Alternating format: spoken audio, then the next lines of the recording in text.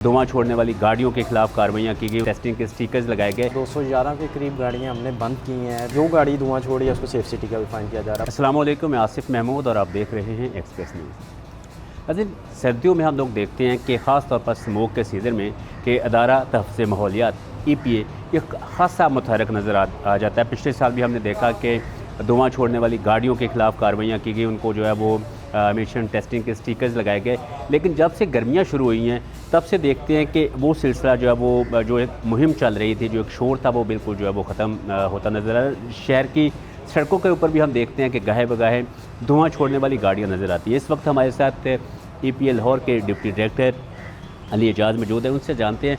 अली एजाज साहब, ये फरमाइएगा कि ये क्या वजह है कि गर्मियों में क्या आलूदगी जो है वो ख़त्म हो जाती है या कि टेम्परेचर की वजह से वो विजिबल नहीं होती, हमें नज़र नहीं आती?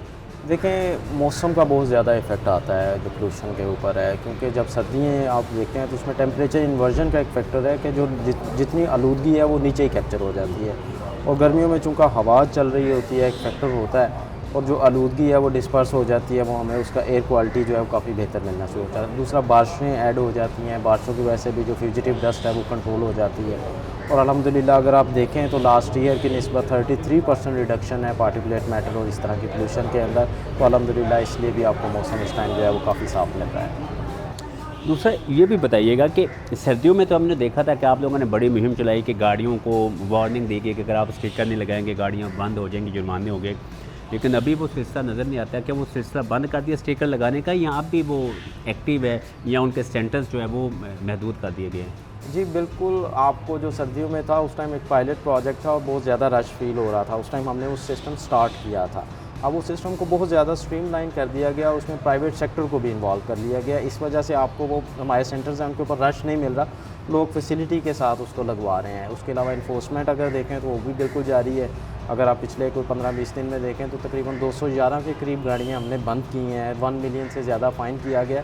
तो इन्फोर्समेंट भी जारी है और जो ETS का हमारा सिस्टम था उसको ज़्यादा स्ट्रीमलाइन कर दिया गया है, जिससे वजह से लोग ज़्यादा फैसिलिटी के साथ उसको लगवा पा रहे हैं। उसकी वजह से आपको वो लंबी लंबी लाइनें और वो रश जो है वो फील नहीं हो रहा। ये जो मोटरसाइकिलें और ये जो 3 व्हीलर थे, रिक्शे वगैरह थे, ये धुआं छोड़ने वाले बड़े नज़र आते हैं, उनके खिलाफ कार्रवाइयाँ बहुत, क्या वजह है कि क्या जिस तरह ट्रैफिक पुलिस वो सीट बेल्ट ना बांधने पे चलान कर देती है, आपका हेलमेट ना पहना हो चलान कर, क्या उन्हें नहीं ये कहा जा सकता साथ कि सेफ सिटी वाले वो साथ धुआं छोड़ने वाली गाड़ियों के भी चलान करें? जी बिल्कुल, सेफ सिटी के साथ मिलकर इसके ऊपर काम किया जा रहा है। EPA का स्पेशल डेस्क जो है वो सेफ सिटी में बना दिया गया है और वो जो गाड़ी धुआं छोड़ी है उसको सेफ सिटी का भी फ़ाइन किया जा रहा है। उसके अलावा अगर आप ट्रैफिक पुलिस को देखें तो वो भी फ़ाइन कर रही है। EPA की अपनी इन्फोर्समेंट टीम्स जो हैं वो भी इसके ऊपर काम कर रही हैं और कंटिन्यूस एफर्ट इंशाल्लाह इसके ऊपर बड़ा अच्छा काम हो रहा है।